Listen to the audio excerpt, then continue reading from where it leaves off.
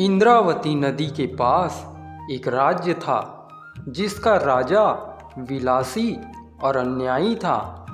प्रजा उस राजा से बहुत दुखी थी। उसी राज्य में नदी के तट पर एक छोटा सा गांव था। उस गांव में एक किसान रहता था। किसान था बूढ़ा। उसके परिवार में कुल 2 व्यक्ति थे। वह बूढ़ा किसान और उसकी बूढ़ी पत्नी। बूढ़ा बुढ़िया की कोई संतान नहीं थी। वे दोनों इंद्रावती नदी के तट पर खेती करते और तरबूज उगाते। एक दिन बुढ़िया एक तरबूज तोड़कर लाई। उसे भूख लगी थी। उसने सोचा कि चलो इसी तरबूज को खा लिया जाए। बुढ़िया ने तरबूज काटने के लिए जैसे ही चाकू उठाया वैसे ही तरबूज से एक आवाज़ आई, दाई दाई चाकू संभल कर चलाना वरना मैं कट जाऊंगा। बुढ़िया चाकू चलाते चलाते रुक गई। उसने इधर देखा उधर देखा, आसपास कोई नहीं था। बुढ़िया को लगा कि ये उसका भ्रम था। उसने फिर चाकू संभाला, दाई दाई चाकू संभल कर चलाना वरना मैं कट जाऊंगा। फिर आवाज़ आई। अब बुढ़िया डर गई। उसने तरबूज की एक ओर रखा और अपने पति की प्रतीक्षा करने लगी। थोड़ी देर बाद उसका पति आ गया। देखो मैं कितना सुंदर तरबूज लाई हूँ, हम दोनों मिलकर इसको खाएंगे। बुढ़िया ने कहा, तो फिर काटो इसे। किसान ने कहा, नहीं तुम काटो, मेरा तो हाथ दुख रहा है। बुढ़िया ने असली बात छिपाते हुए कहा। उसे लगा कि उसका पति उसकी बात सुनकर उसकी खिल्ली उड़ाएगा। ठीक है मैं ही काटता हूँ। यह कहते हुए किसान ने चाकू उठाया और जैसे ही तरबूज के ऊपर चलाना चाहा वैसे ही तरबूज से एक आवाज़ आई, दादा दादा चाकू संभल कर चलाना वरना मैं कट जाऊंगा। यह सुनकर किसान चकित रह गया।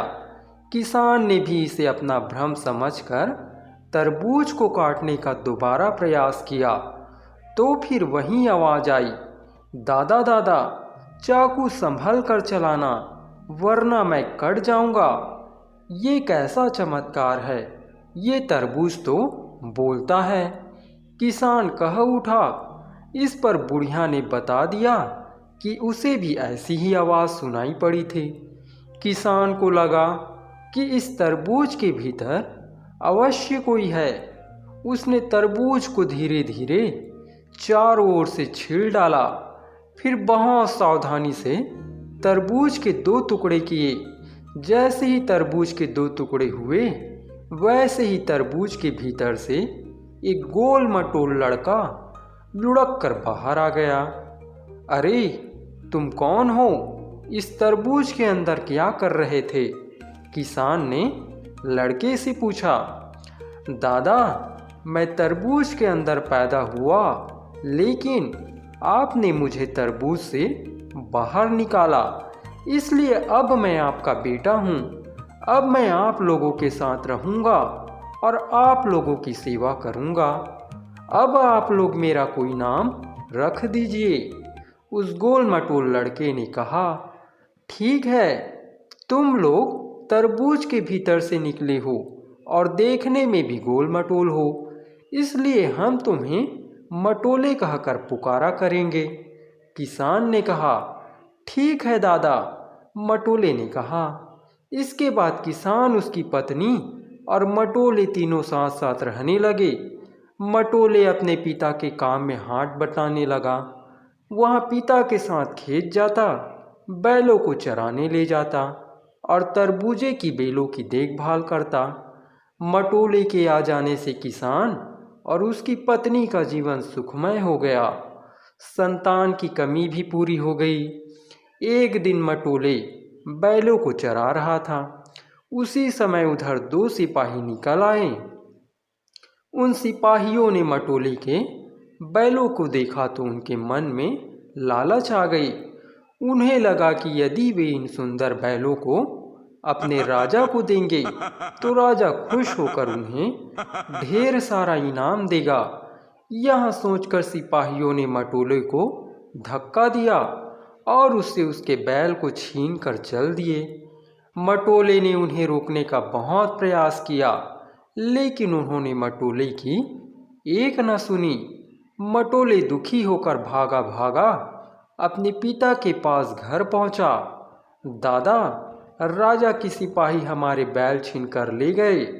मटोले ने अपने पिता से कहा।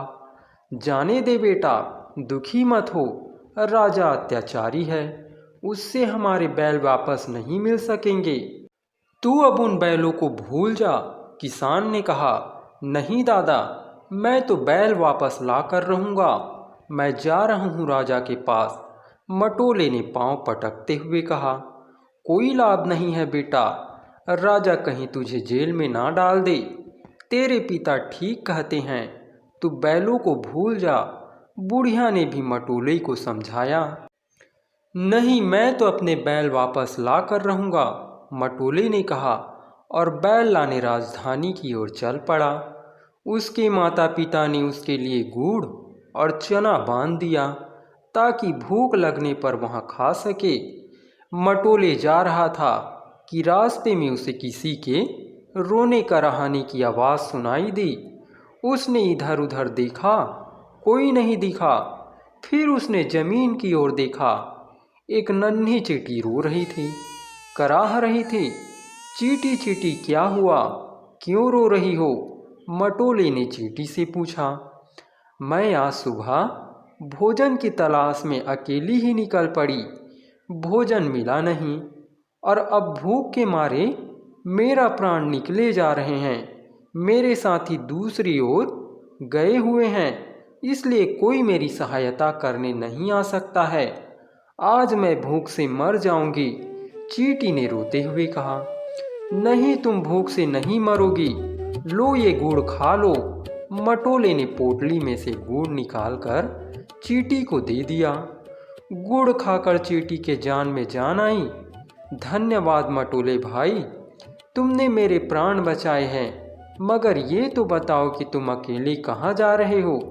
चींटी ने पूछा। मैं बूढ़े माँ बाप का बेटा, चरा रहा था मैं 2 बैल। आए राजा के 2 सैनिक, छीन ले गए मेरे बैल। अब मैं चला पास राजा के अपने बैल छुड़ाने को, अब प्यारे बैलों को फिर से वापस लाने को। मटोले ने कहा। ठीक है, मैं भी तुम्हारे साथ चलती हूँ, चींटी ने कहा और मटोले के साथ हो ली। कुछ दूर जाने पर मटोले को एक सियार दिखाई दिया। वह शिकारी के जाल में फंस गया था और जाल से निकलने के लिए छटपटा रहा था। यह देखकर मटोले को सियार पर दया आई। उसने सियार को जाल से मुक्त कर दिया। धन्यवाद मटोले भाई, तुमने मेरी जान बचाई, अन्यथा आज शिकारी मुझे मार डालता। लेकिन ये तो बताओ कि तुम इस चींटी के साथ कहाँ जा रहे हो? सियार ने मटोले को धन्यवाद देते हुए पूछा। मैं बूढ़े माँ बाप का बेटा, चरा रहा था मैं 2 बैल। आए राजा के 2 सैनिक, छीन ले गए मेरे बैल। अब मैं चला पास राजा के अपने बैल छुड़ाने को, अब प्यारे बैलों को फिर से वापस लाने को।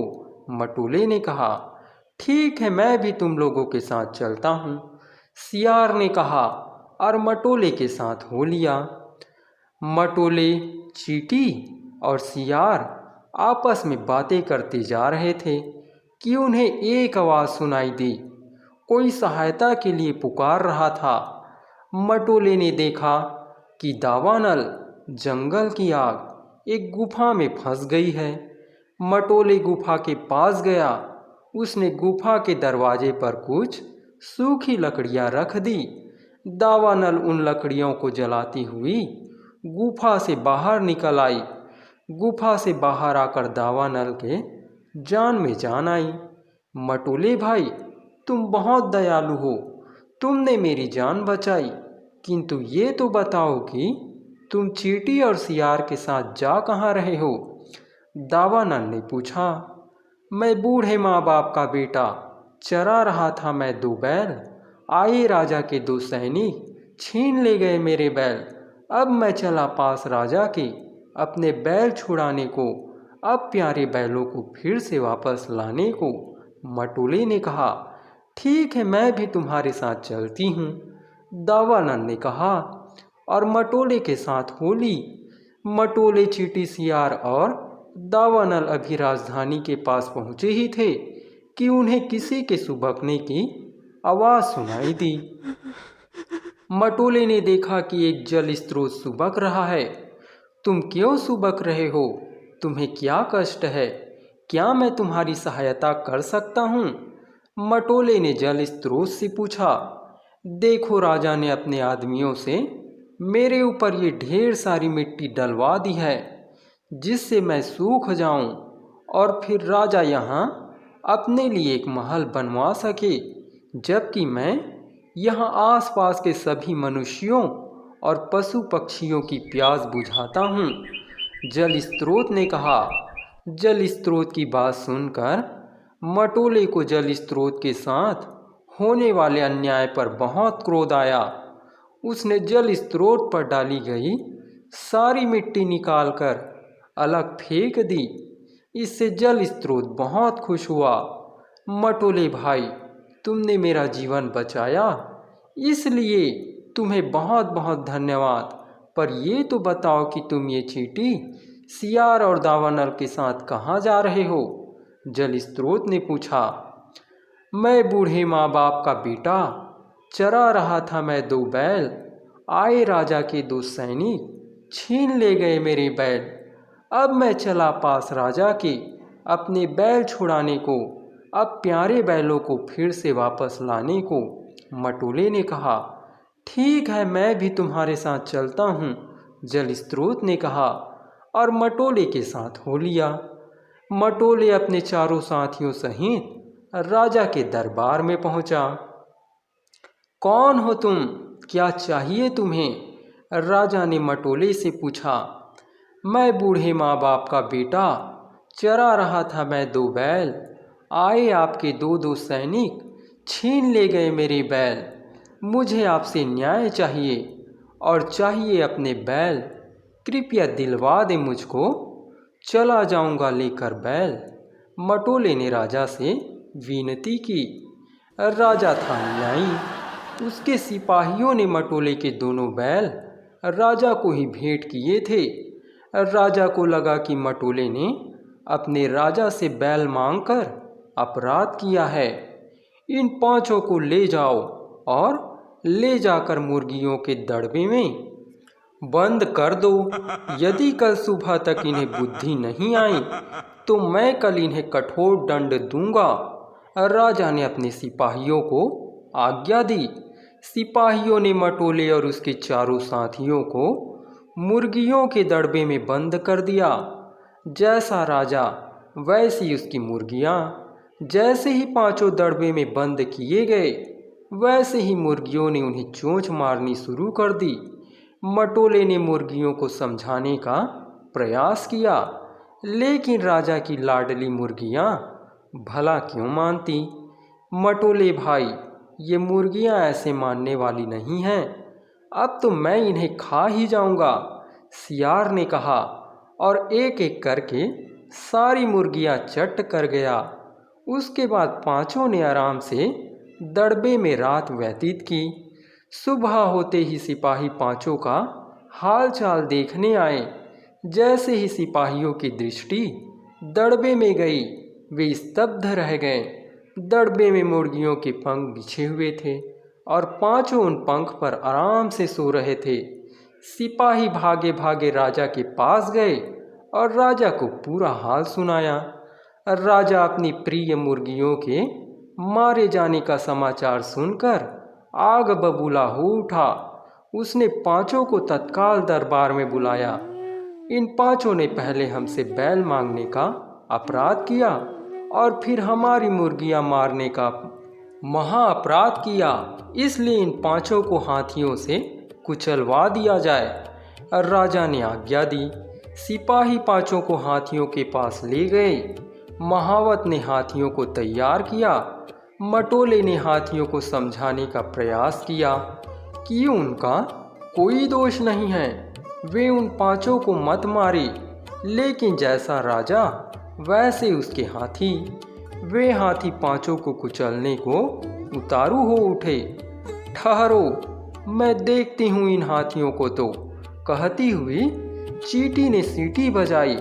सीटी की आवाज़ सुनते ही कई चींटियाँ वहाँ आ गई। देखते ही देखते वे चींटियाँ उन्मत्त हाथियों की सूंडों में घुस गई। दूसरे ही पल एक एक करके सभी हाथी जमीन पर गिर पड़े और उनके प्राण निकल गए। हाथियों को गिरकर मरते देखकर सिपाही घबरा गए। वे दौड़कर राजा के पास पहुँचे, राजा को सारा हाल सुनाया। राजा ने पांचों को दरबार में बुलाया। इन पांचों ने पहले हमसे बैल मांगने का अपराध किया, फिर हमारी मुर्गियां मारने का महा अपराध किया और अब हमारे प्रिय हाथियों को मारने का महा से भी महा अपराध किया। इन्हें आग में जीवित जला दिया जाए। राजा ने आज्ञा दी। सिपाहियों ने राजधानी के चौक में लकड़ियां इकट्ठी की और आग जला दी। मटोले और उसके साथियों को उस आग में जीवित जलाने के लिए लाया गया। प्रजा ने यह दृश्य देखा तो त्राही त्राही कर उठी, किंतु राजा के आदेश का विरोध करने का साहस किसी में नहीं था। मटोले ने आग को समझाने का प्रयास किया, लेकिन जैसा राजा वैसी उसकी आग उन पांचों को जलाकर भस्म कर देने को आतुर हो उठी। तुम लोग चिंता मत करो, मैं हूं ना। जैसे ही पांचों को आग के पास ले जाया गया, वैसे ही जल स्रोत ने कहा। इसके बाद जल स्रोत ने पलक झपकते ही आग को बुझा दिया। सिपाहियों ने फिर आग जलाई, जल स्रोत ने फिर आग बुझा दी। अंततः सिपाही थक गए और दौड़कर राजा के पास पहुँचे। महाराज, उन पांचों को कोई भी दंड देना कठिन है, इसलिए आपसे विनती है कि उन्हें जाने दे। सिपाहियों ने राजा से कहा, तुम्हारा साहस कैसे हुआ ऐसी बात कहने का? अरे मूर्खो, यदि उन पांचों को दंड नहीं दिया जा सकता है तो उनके बदले मटोले के बूढ़े माँ बाप को पकड़ लाओ और उन्हें दंड दो। राजा ने क्रोधान्मत्त होते हुए आज्ञा दी। जैसे ही मटोले को राजा की आज्ञा का पता चला, वह चिंतित हो उठा। मटोले भाई, मेरे रहते हुए तुम क्यों चिंता करते हो? दावानल ने कहा और उसने देखते ही देखते राजा को उसके महल सहित जलाकर खाक कर दिया। प्रजा ने देखा तो वह बहुत खुश हुई। वह मटोले की जय जयकार करने लगी। प्रजा ने मटोले को अपना राजा घोषित कर दिया। मटोले ने तो राजा बनने से मना किया, लेकिन उसके साथियों ने उसे समझाया कि इस राज्य को तुम्हारे जैसे दयालु और न्यायप्रिय राजा की आवश्यकता है, अतः मना मत करो। मटोले अपने साथियों की बात मान गया। राजा बनने के बाद मटोले ने एक नया महल बनवाया और अपने माता पिता को भी अपने साथ रहने के लिए बुला लिया। उसने जल स्रोत के आसपास घाट बनवा दिया ताकि जल स्रोत सदा सुरक्षित रहे। मटोले ने चींटियों के लिए एक बाग बनवाया जहां वे स्वच्छंद विचरण कर सके और उस बाग में उनके खाने पीने की समुचित व्यवस्था की। मटोले ने सियार से वादा किया कि जब भी उसे सहायता की आवश्यकता हो, मटोले सदा उसकी सहायता करेगा। इसी प्रकार मटोले ने जंगल के चारों ओर तारों का घेरा बनवा दिया ताकि दावानल फिर किसी गुफा में ना फंस सके और जंगल में निश्चिंत होकर घूम सके। मटोले के राजा बनने के बाद समूचे राज्य में खुशहाली छा गई।